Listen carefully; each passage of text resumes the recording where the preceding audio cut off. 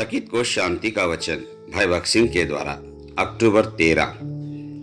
इसलिए प्रभु कहता है कि उनके बीच में से निकलो और अलग रहो। दूसरा कुरिन्थियों 6वां अध्याय का 17 पद।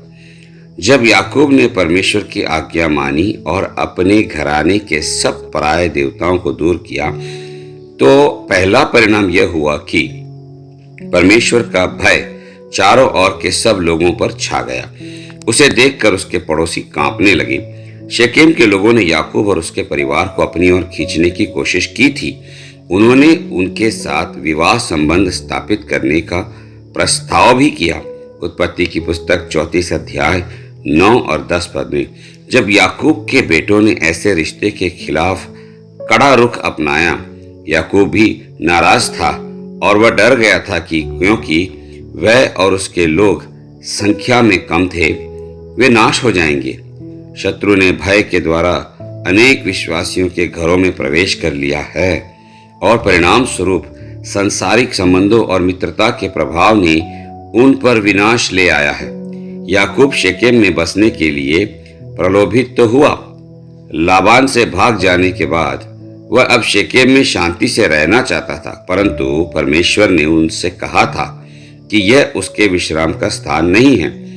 यद्यपि शेकेम एक धनी और आरामदायक स्थान प्रतीत होता था, फिर भी परमेश्वर ने उसे इसे छोड़कर बेथेल जाने के लिए कहा। याकूब ने आज्ञा मानी और अपने घराने के सब पराये देवताओं को दूर कर दिया।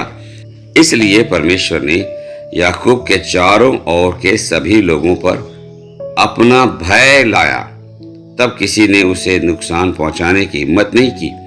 जब हम ईमानदारी से यहोवा की आज्ञा मानते हैं तो वह हमारी रक्षा करेगा और हमें आशीष देगा। ऐसे कई कारण हैं जिनकी वजह से लोग परमेश्वर के घर से दूर रहते हैं। कुछ अपने व्यवसाय के लिए दूर रहते हैं।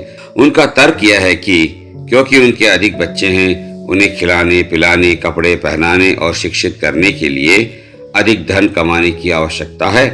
परमेश्वर के घर से दूर रहने के अलावा उन्होंने प्रार्थना और भक्ति के अपने समय को भी कम कर दिया। एक समय में उन्होंने बहुत आनंद के साथ परमेश्वर के घर की सेवा में भाग लिया होगा, लेकिन अब तो कुछ हो गया है और उनके दिल में कोई पराये देवता आ गए हैं। इस तरह उन्होंने अपने लिए लाभ नहीं बल्कि हानि उठाई है। नयोमी ने सोचा कि बेतलेहम से दूर जाने से उसे और भोजन मिलेगा और वह खुश रहेगी। इसके बजाय उसने अपने पति और दोनों बेटों को खो दिया। जब वह रोटी के घर बेतलेहम को लौटी, तभी उसने फिर आशीषें पाई। बेतलेहम से दूर वह शोक और चिंता में पड़ गई, परंतु जब वह बेतलेहम लौटी तो वह ओबेद की धन्य दादी और इस्राएल के राजा दाऊद की धन्य परदादी बन गई। इसलिए अपनी सांसारिक ज्ञान को आपको परमेश्वर के भवन से दूर रखने न दे। आपका जीवन कितना भी व्यस्त क्यों न हो, आप पर सबसे पहला अधिकार परमेश्वर का है।